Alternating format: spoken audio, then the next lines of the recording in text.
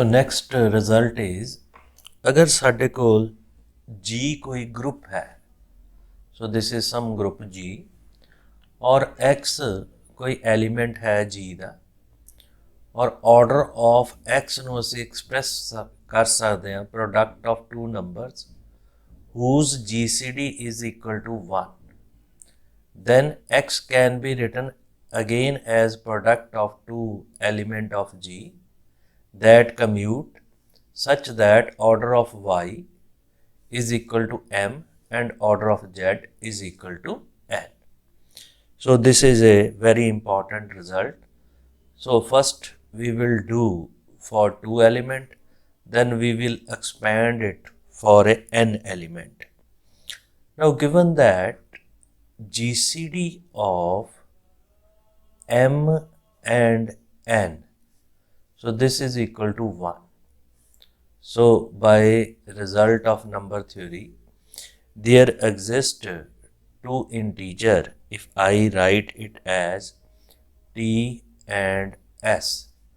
These are belongs to integer such that MT plus NS, the linear combination, is equal to 1. So I write it as equation number 1. Now to prove that order of Y equal to M, so I take what is Y? Y is X raised to power ns.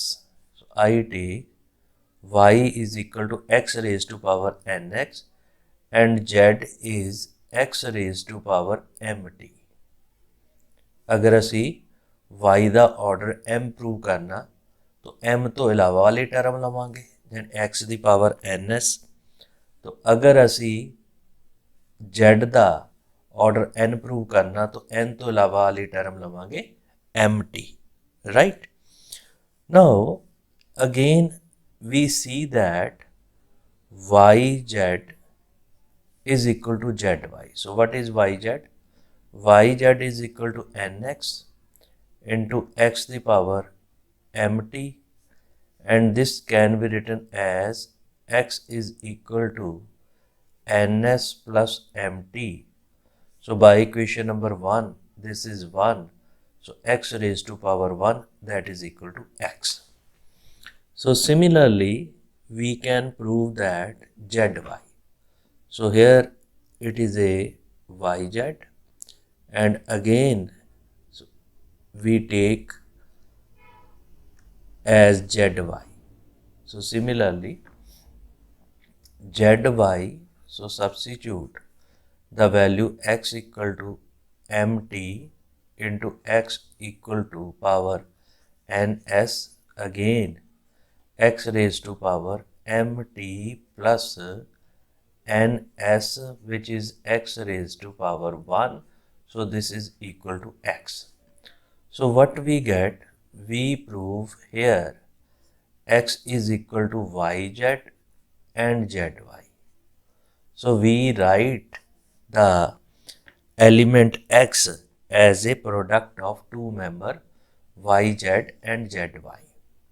Now next is to prove that order of y is equal to m and order of z is equal to n. So to prove order of y, so I take y raised to power m. So what is means? Substitute the value of y. So this is a x raised to power ns raised to power m. What it means? It means x raised to power mn and its power is s, which is equal to, since order of x that is given mn, so by definition x raised to power mn is equal to identity. So it means identity raised to power s, which implies identity. So from this what we get? We get the order of y divide m. So here we get order of divide m. So similarly we can define the order of z divide n. So first I prove this. It implies again z raised to power n, so which is equal to x raised to power mt raised to power n. This can be written as x raised to power mn and then raised to power t. So again this is identity raised to power t, so which is again identity. So from this what we get? Order of y divide m and order of z divide n. But my aim is to prove that they have same order. So here divide, but my aim is to prove that order of y is equal to m. So to prove that result, I take if order of y, this is order of y, I take it is equal to m1 and order of z, I am taking it is equal to n1. So to prove my result, I take order of y this. So what it means? It means y raised to power m1 is equal to identity, and here z raised to power n1 which is equal to identity. So here write using the concept of this values. So we get this values. Now from this order of y divide m and order of z divide n. So using here m1 divide m and n1 divide. So here m1 divide m and n1 divide n. So here I get this values. तो m1 ਜਿਹੜਾ ਹੈ ਉਹ ਇਹਨੂੰ divide ਕਰ ਰਿਹਾ ਔਰ n1 ਜਿਹੜਾ ਹੈ ਉਹ ਉਸ ਵੈਲਿਊਜ਼ ਨੂੰ ਡਿਵਾਈਡ ਕਰ ਰਿਹਾ। Now from this yz raised to power m1 and n1, ਕਿਉਂਕਿ y ਤੇ z ਕੰਪਿਊਟ ਕਰਦੇ ਆ, ਇਹਦਾ ਮਤਲਬ yz ਦੀ ਪਾਵਰ ਨੂੰ ਅਸੀਂ ਅਲੱਗ-ਅਲੱਗ ਵੀ ਲਿਖ ਸਕਦੇ ਹਾਂ। So this is y raised to power m1 n1 z raised to power m1 n1.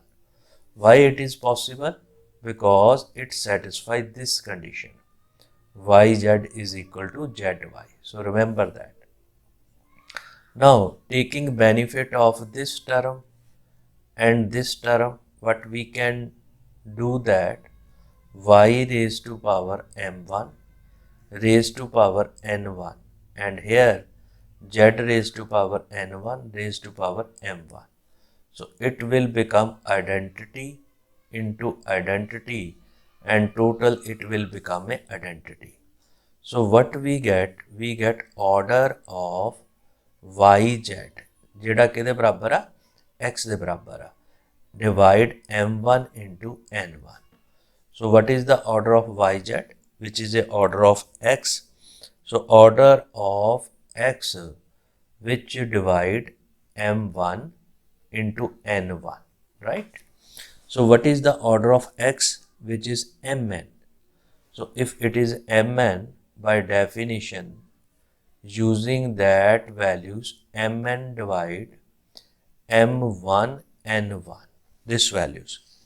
तो अगर साढ़े को order of x इनू डिवाइड कर गया और it means mn जेड़ा है वो m1 into n1 डिवाइड कर गया.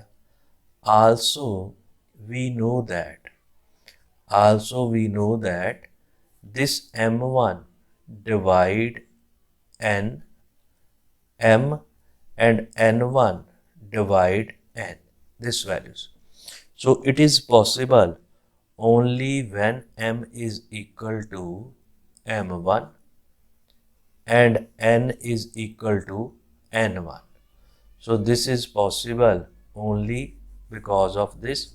So what we get? We get order of y which is equal to m and order of z is equal to n. So which prove our result. Now we will expand this result for a more number of terms if it has n element या m element. So we will expand this lemma या this theorems. Now we expand this result to finite number of terms. So what is statement? If x is element of a group G and order of x is equal to of this kind, and this is a GCD of is equal to 1. So we can write x as product of x1, x2, xr for xi such that order of xi is equal to ni and each xi is power of x. So this is the expansion of the previous lemma. So we shall prove it with the help of induction on a R. So what is our values? So order of x which is equal to n1, n2 and nr, where ni and nj is equal to 1 for every I not equal to j.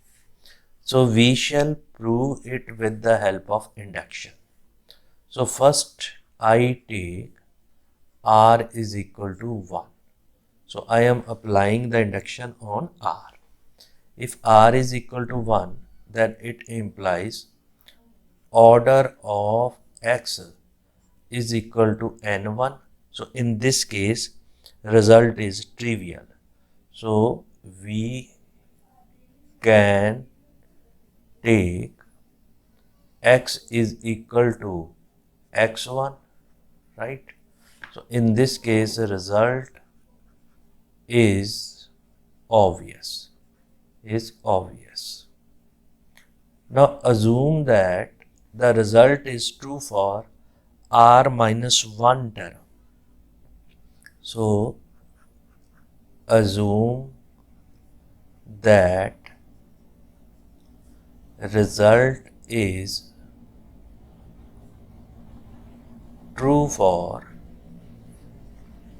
r minus 1 terms. This is r minus 1 term. तो r minus 1 term ਲਈ result ਸਾਡਾ true है. तो ਅਸੀਂ ਇਹਨੂੰ ਦੋ ਹਿੱਸਿਆਂ 'ਚ break ਕਰ ਲਈਏ. ਇੱਕ ਕਰ ਲਈਏ r minus 1 ਤੱਕ. तो I take n dash which is equal to n1, n2 so on nr minus 1. एक टर्म हो गई और दूजी टर्म ਅਸੀਂ m ਲੈ ਲਈਏ और ਇਹਦਾ ਨਾਮ ਰੱਖ ਲਈਏ nr. So one thing is clear, GCD of n dash ਤੇ m ਇਹ ਸਾਡੇ ਕੋਲ 1 ਦੇ ਬਰਾਬਰ ਆ ਜਾਏਗਾ. ਕਿਉਂ? ਕਿਉਂਕਿ ਇਹ ਸਾਰੇ ਆਪਸ ਦੇ ਵਿੱਚ ਇਹਨਾਂ ਦਾ GCD 1 ਦੇ ਬਰਾਬਰ ਹੈ, ਰਾਈਟ? ਨਾਓ ਅਗਰ ਸਾਡੇ ਕੋਲ n dash ਨੂੰ ਅਸੀਂ ਇਸ ਤਰੀਕੇ ਦੇ ਨਾਲ ਲਿਖ ਲਿਆ और दिस वैल्यूज आ गई, तो बाय प्रीवियस लैमा असी की कर सकते हैं, एक्स नू हुण साडे कोल एक्स बेसिकली दो टर्मां दे विच आ गया. एक्स साडे कोल है वाई ते जेड दे फॉर्म च और हेयर वाई दी वैल्यू साडे कोल है x1, x2, xr माइनस 1 और जेड दी वैल्यू साडे कोल है xr. दिमाग च माइंड च इनू याद रखना. So by previous lemma, by previous result असी हुण ये साडे कोल की आ गया प्रोडक्ट, यानी ऑर्डर ऑफ एक्स साडे कोल किदां दा हो गया n डैश इंटू m. तो बाय प्रीवियस लैमे दे मुताबक ਅਸੀਂ x ਨੂੰ ਲਿਖ ਸਕਦੇ ਹਾਂ y इंटू z ਦੇ ਬਰਾਬਰ which is equal to z into y और ऑर्डर ऑफ y साढ़े कोल हो जाएगा n डैश और ऑर्डर ऑफ जेड साढ़े कोल हो जाएगा एम दे बराबर बाय प्रीवियस लैमा। और अगर प्रीवियस लैमे के मुताबिक आ गया, हुण आपां ऑर्डर ऑफ वाई की गल करिए तो ऑर्डर ऑफ वाई दे विच साढ़े कोल टर्म आ गई N1 N2 up to N R-1 और R-1 तक टर्म साढ़े कोल की हो गई ट्रू हो गई। सो इत्थे एक चीज़ होर भी है by previous lemma, y and z these are power of x, power of x। तो ये याद रखना, these are power of x। So order of y साढ़े कोल इस फॉर्म दे विच आ गया और ऑर्डर ऑफ z m दे बराबर आ, so which is equal to NR। यदी कोई प्रॉब्लम नहीं। सो असी इंडक्शन साडा रिजल्ट R-1 लिए ट्रू है। अगर R-1 लिए ट्रू है तो मैं y नू एक्सप्रैस कर सकता x1 x2 कित्थे तक x R-1 तक, और ऑर्डर ऑफ xi किहदे बराबर आ जाएगा Ni दे बराबर, और आई रन करेगा 1 2 तो कितने तक R-1 तक। क्लियर नो, क्योंकि आपस में डिसजॉइंट भी है, सो साडा रिजल्ट R-1 लिए ट्रू आ एंड आल्सो ईच xi जेड़ा है इज पावर ऑफ केड़ी टर्म दा आएगा y दा। ठीक है, और y जेड़ा है it is a power of x। तो इन्हां दोनों तो साढ़े कोल की रिजल्ट निकलिया कि each xi is power of x आ गया। ये कित्थे तक दियां टर्मां आ, ये हैगियां आई जदों 1 2 सो ऑन अप टू R-1 तक दियां टर्मां। जिहड़ी R है Z है इनू असी XR लिख लीए, चूज कर लीए, तो साढ़े कोल Z भी पावर ऑफ की आ गया, it is again power of X। तो each xi is power of this values आ गई। So what we get x can be express as x1 x2 so on up to xr such that order of xi which is equal to ni, or I is running from 1 to so on up to r. It means the result is true for n r terms। तो r term ਲਈ result साडा true हो गया। ये ਜਿਹੜਾ ਅਸੀਂ ਲੈਮਾ ਕੀਤਾ ਸੀ ਇਹ ਅਸੀਂ ਮਲਟੀਪਲੀਕੇਸ਼ਨ ਲਈ ਕੀਤਾ ਸੀ। ਜੇ ਬਾਈਨਰੀ ਕੰਪੋਜੀਸ਼ਨ ਸਾਡੇ ਕੋਲ ਮਲਟੀਪਲੀਕੇਸ਼ਨ ਹੈ, ਅਗਰ ਸਾਡੇ ਕੋਲ ਬਾਈਨਰੀ ਕੰਪੋਜੀਸ਼ਨ ਐਡੀਸ਼ਨ ਹੋ ਜਾਵੇ ਤਾਂ ਜਿਹੜਾ ਆਰਡਰ ਆਫ x ਹੈ ਇਹ ਕਿਹਦੇ ਵਿੱਚ ਕਨਵਰਟ ਹੋ ਜਾਏਗਾ, ਸਮ ਦੇ ਵਿੱਚ n1 n2 और so on up to NR पहली गल। और उस तो बाद जे दा साडे कोल ऑर्डर ऑफ x सम दे विच कन्वर्ट हो गया तो असी x नू एक्सप्रैस कर सकांगे x1 plus x2 so on up to XR। और ईच जेड़ा साडे कोल है ऑर्डर ऑफ xi किहदे बराबर होएगा, NI दे बराबर होएगा। ठीक है, और NI ते NJ दा GCD सानू पता 1 है, एक गल हो गई। और दूसरा उत्थे एक होर असी कीता सी कि each xi is power of x, इत्थे पावर दी बजाय की हो जाएगा multiple, each xi is power of x कीता सी, पावर ऑफ x। ठीक है जी, ये किहदे च कीता सी, जदों आपां मल्टीप्लीकेशन च कीता सी। जदों साडे कोल एडिशन हो गया तो पावर दी बजाय साडे कोल की आ गया multiple of x, multiple multiple of x. तो इनू असी रिप्लेस करके मल्टीपल कर देंगे। ठीक है जी। सो सानू क्वेश्चन जिहड़ा वो एडिशन च भी पूछा जा सकदा, सानू क्वेश्चन जिहड़ा आ वो जिहड़ा है वो दूसरे दे विच भी मल्टीप्लिकेशन च भी पूछा जा सकदा है। ठीक है जी। सो ये दोनों रिजल्ट बहुत इंपॉर्टेंट है। सो असी ये थ्योरम नू मल्टीप्लिकेशन की बजाय एडिशन च करांगे। अगर एडिशन च करांगे तो सेम ही असी मल्टीप्लिकेशन च अप्लाई कर देंगे, जिहड़ी कि बहुत इंपॉर्टेंट थ्योरम है। ठीक है जी। सो वो बहुत इंपॉर्टेंट थ्योरम की आपां गल कर रहे हैं। Any finite additive group abelian group. So what is the so any finite additive abelian group. So इत्थे किहड़े ग्रुप की गल हो रही है? अबेलियन ग्रुप की गल हो रही है। This is a internal direct sum of its Cello P subgroup. ठीक है जी।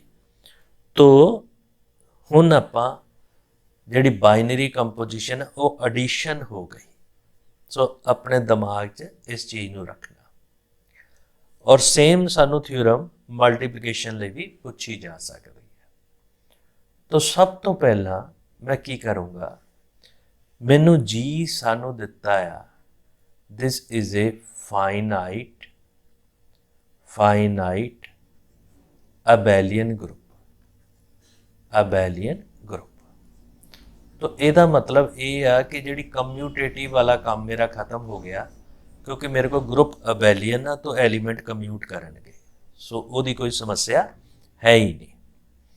हुण फाइनाइट आ तो ऑर्डर ऑफ जी किहदे बराबर आ? किसी फाइनाइट नंबर के बराबर आ। इनू असी प्राइम फैक्टर दे विच स्प्लिट कर लिया। सो दिस प्राइम फैक्टर आ गया P1 अल्फा 1, P2 अल्फा 2, करते जाइए P T अल्फा T। ठीक है, अल्फा T पावर हो गई तो साढ़े कोल prime factor distinct prime factor हो गए। So where each P I's are distinct prime factor of m, just simply I write distinct primes, right? तो क्लीयरली ये आपस दे विच जिहड़े है वो डिसजॉइंट भी होणगे, है ना, क्योंकि दे आर डिस्टिंक्ट। तो आपस दे विच इन्हां दा GCD 1 होएगा, यानी को प्राइम होणगे। तो ये दिमाग च रखना। तो मैं इनू स्टैप बाई स्टैप करन जा रहा, क्योंकि इंटरनल डायरैक्ट प्रोडक्ट करना उहदियां दो प्रॉपर्टीज़ होंदियां, है ना। तो स्टैप 1 नू मैं करन जा रहा। So I take some x belongs to g this values. तो बाय लैग्रैंजियस थ्योरम की हुंदा जी? ऑर्डर ऑफ x किनू डिवाइड करदा? ऑर्डर ऑफ g नू डिवाइड करदा। ऑर्डर ऑफ g तुहाडे कोल है P1 alpha 1, P2 alpha 2, PT alpha T। This values आ गई। ये साढ़े कोल ऑर्डर है। जे मेरे कोल ये ऑर्डर है, सो ਇਹਦਾ मतलब ऑर्डर ऑफ x साढ़े कोल किस तरह का हो गया? ये हो गया P1 अल्फा की बजाय बीटा 1 ले लीए, P2 बीटा 2 ले लीए और PT बीटा T ले लीए। और वेयर साढ़े कोल each beta i less than equal to alpha i. ठीक है। सो असी उहदा डिवाइजर लेना, डिवाइजर लिया तो साढ़े कोल ये उहदे तो लैस हो गया। नाउ दिस वैल्यूज आल्सो, क्योंकि ये डिस्टिंक्ट प्राइम आ तो साढ़े कोल आ गया PI power beta i comma PJ power beta J। ਇਹਦਾ GCD 1 हो जाएगा, क्योंकि यह डिस्टिंक्ट प्राइम आ, इस करके ਇਹਦਾ GCD 1 हो जाएगा for I not equal to g. तो असी पिछले लैमे दियां प्रॉपर्टीज़ नूं सैटिस्फाई कर गए। जे प्रॉपर्टीज़ नूं सैटिस्फाई कर गए तो असी एक्स नूं किहदे च लिख सकते हैं, product of T element.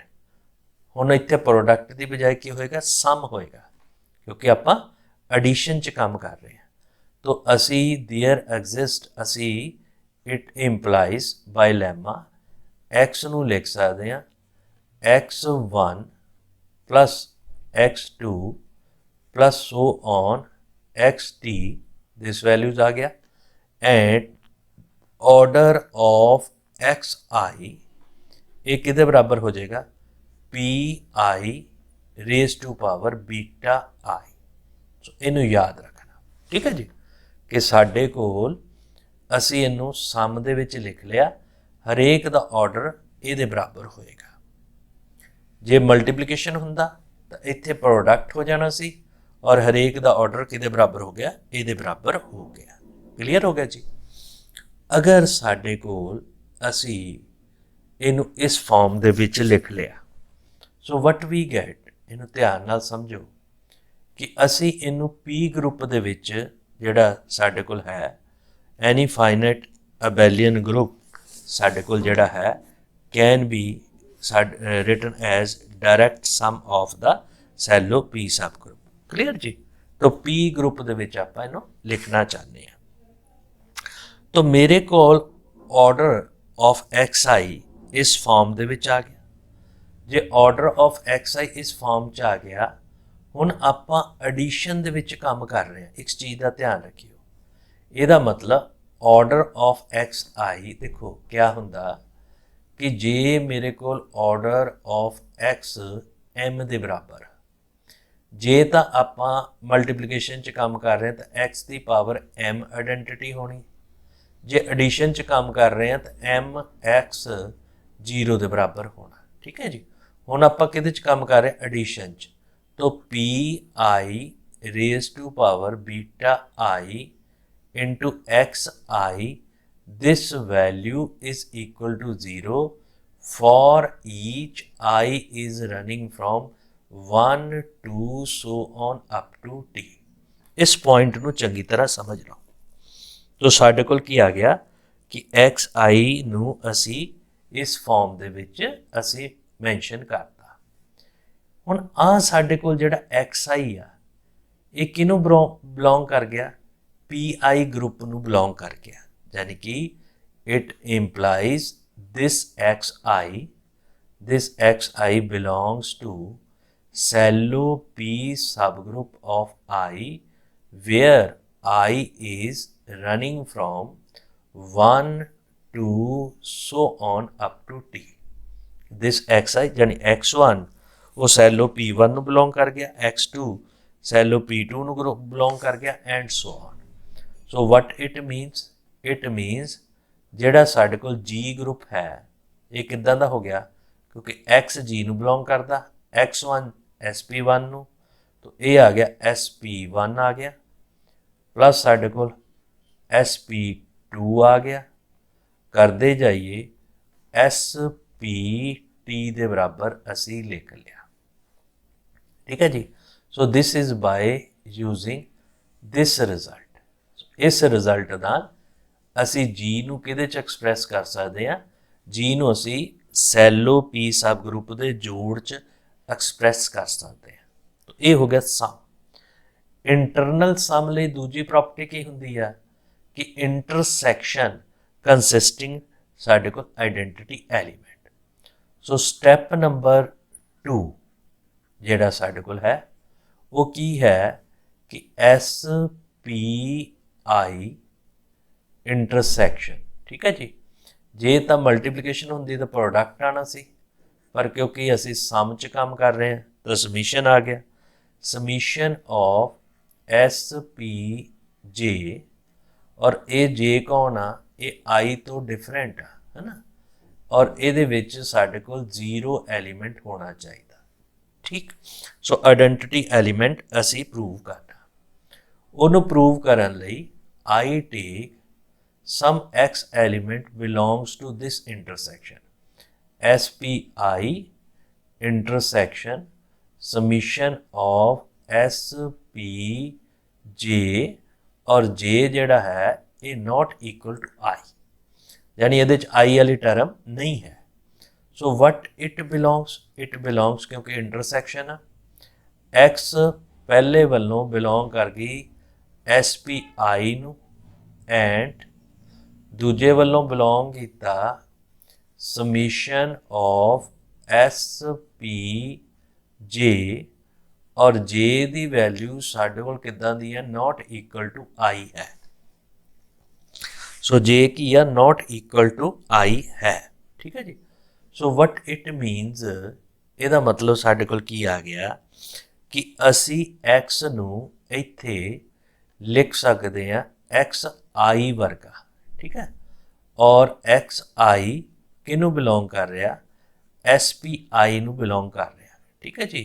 So this values आ गई और दूजे पासे X नू असी लिख सकते हैं X1 प्लस X2, इत्थे जावांगे XI-1 तक, XI वाली टर्म नहीं होएगी XI, सो ऑन X साडे कोल कित्थे तक आ, X की वैल्यू T तक आ, और ये XJ वाली टर्मां ये किनू बिलोंग करनगे, SPJ नू बिलोंग करनगियां और J की वैल्यू जिहड़ी I दे बराबर नहीं होएगी, ठीक है।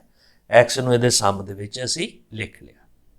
हुण XI ਜਾਂ X किनू बिलोंग कर रहा, सैलो ऑफ PI नू बिलोंग कर रहा।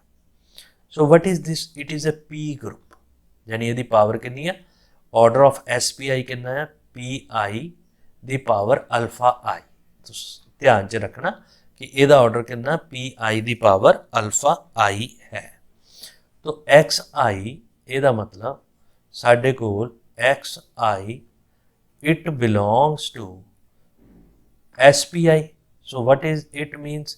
It means order of XI, it divide order of SPI नू डिवाइड करेगा ਇਹਦੇ ऑर्डर नू, और ਇਹਦਾ ऑर्डर ਤੁਹਾਨੂੰ पता आ कितना, PI the power alpha I है क्योंकि सैलो P सब ग्रुप आ।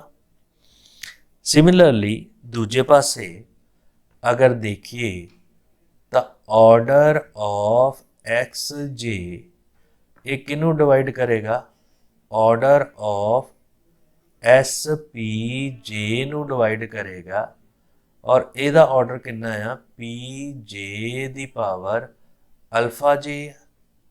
सो J जदों I दे बराबर नहीं है, ਇਹਦਾ ऑर्डर आ गया, और ਇਹਦਾ ऑर्डर आपां किस तरह का होएगा, ਇਹਦਾ ऑर्डर आपां अगर ਇਹਦੀ वैल्यू की गल करिए तो order of XJ this can be written as साडे कोल PJ और पावर असी KJ लै लीए, where J is not equal to I। Similarly ਇਹਦਾ ऑर्डर भी लै सकते हैं, वो लै लीए order of XI which is equal to PI KI, that's is, और दिस KJ और KI it is always less than equal to alpha I, क्योंकि उन्होंने डिवाइड कर रहा तो वो वैल्यू ये तो लैस होएगी, वो वैल्यू ये तो लैस होएगी। सो बाय डेफिनेशन जे आपां हुण इहदी गल करिए ऑर्डर ऑफ XI लभ लिया, सो वट इट मीनस, ਇਹਦਾ मतलब PJ KJ इंटू XJ ये वैल्यू किहदे बराबर हो जाएगी, 0 दे, जदों J not equal to I होएगा, ठीक है जी।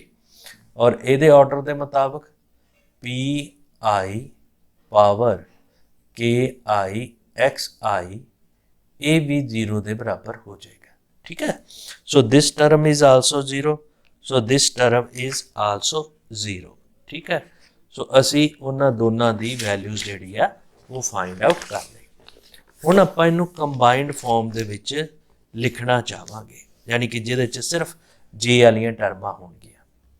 कंबाइंड फॉर्म दे विच I take this M which is equal to this term P1 power K1, P2 power K2, ठीक है जी। कंटिन्यू करांगे P दी power I-1 power Ki-1, I वाली टर्म छड्ड दांगे, Pi+1 Ki+1 so on Pt K साडे कोल T दे बराबर आ गया। दिस वैल्यूज नाउ x दियां दो वैल्यूज आ, तो एक तो xi दे बराबर आ, दूजी साडे कोल 1 to लैके साडे कोल ओदी वैल्यूज है I ओदे विच मिसप्लेस आ, तो I right mx this values, this is equal to m into x1 plus x2 continue करिए xi-1 plus xi+1 plus so on this value plus xt दे बराबर, दिस वैल्यूज आ गई। हुण असीं इहनूं चैक करिए कि इहदी वैल्यू किहदे बराबर हुंदी। आ तुहाडे कोल m पिया, ठीक है जी।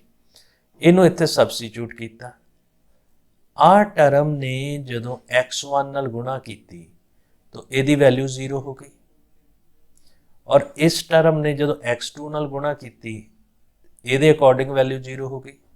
सो करदे करदे साडे कोल सारियां वैल्यूज 0 हो गई। So this will become 0 plus 0 plus 0 plus 0 plus 0 plus 0। जे सारियां 0 हो गई, so this total term is equal to 0। Then what it means, if multiple of x is equal to 0, then order of x divide m। तो असी इनू कोई a equation का नाम रख दईए कि order of x divide m, और दूजे पासे सानू पता ऑर्डर ऑफ x किनू डिवाइड कर रहा pi दी पावर ki नू, क्योंकि x किहदे बराबर आ, xi दे बराबर भी है ना। सो दोनों का GCD कितना है, 1 है।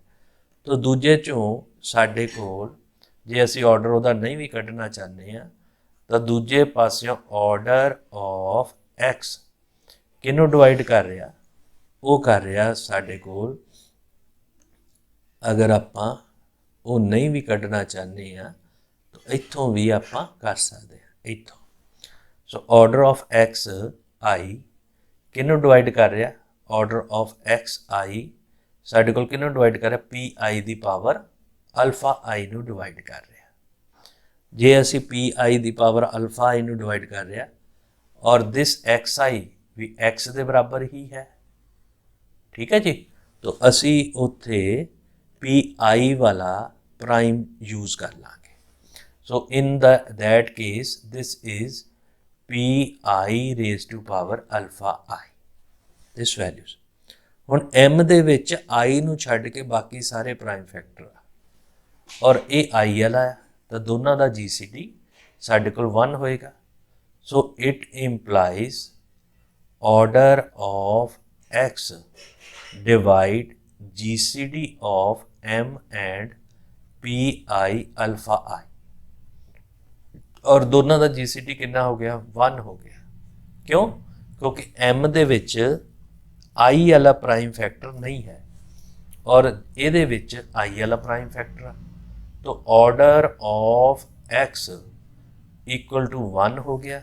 जे 1 हो गया तो एक्स की वैल्यू साडे कोल किहदे बराबर आ गई, 0 के बराबर आ गया, मीनस आइडेंटिटी।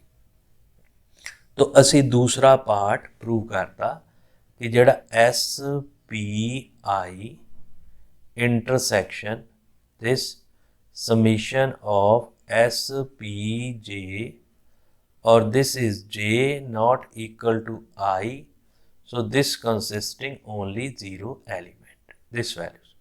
ये step number 2 हो गया।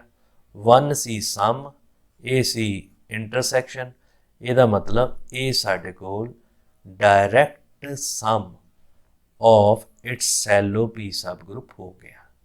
It is a direct sum of shallow P subgroup, clear। So in this way direct a plus आ गया, ए इंटरसैक्शन आ गया, तो डायरैक्ट सम लई इत्थे साडे कोल इदां सर्कल पा दांगे। So this is a direct sum of its Cello P subgroup. ठीक है जी। अच्छा जी, और क्योंकि एक कंडीशन डायरैक्ट सम की की हुंदी आ कि हरेक सैलो सब ग्रुप नॉर्मल होना चाहिए। वो नॉर्मल क्यों आ? क्योंकि सिंस जी सानू की दिता अबेलियन, जी अबेलियन दिता, तो ईच एस पी आई साडे कोल किदां दा हो जाएगा? नॉर्मल सब ग्रुप ऑफ जी हो जाएगा, नॉर्मल सब ग्रुप ऑफ ग्रुप जी हो जाएगा। तो तीन कंडीशनस चाहिए होंदियां, एक हुंदा नॉर्मल दी, वो साडे कोल पता ही आ, दूजा हो गया कि सम दे बराबर होवे, और तीजा होवे intersection consisting identity element. In that case G can be written as S P one direct sum, S P two direct sum, continue करते जाइए साडे को लास्ट आ जाएगा एस पी टी दे बराबर। So this theorem is very important. अगर इसे theorem नू असी मल्टीप्लीकेशन दे विच करना तो की हो जाएगा? Direct product. तो उस प्रूफ नू असी किद्दां करांगे? असी करांगे चेंज करांगे जेड़ा साडे कोल बाइनरी कंपोजिशन प्लस है वो किहदे च कर देवांगे? मल्टीप्लीकेशन च। ठीक है जी। और जिहड़ी समीशन है वो किहदे च कन्वर्ट हो जाएगी? Product they which. So this is a product. और जिहड़ी जीरो आइडेंटिटी है वो किहदे च कन्वर्ट हो जाएगा? ई दे विच कन्वर्ट हो जाएगा। ठीक है जी। ये साडे कोल सैलो पी सब ग्रुप दी जिहड़ी साडे कोल direct product of its Cello P subgroup आ जाएगा। तो स्टेटमेंट की बनेगी? Any finite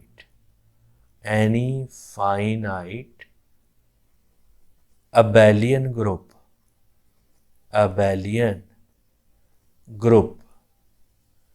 is a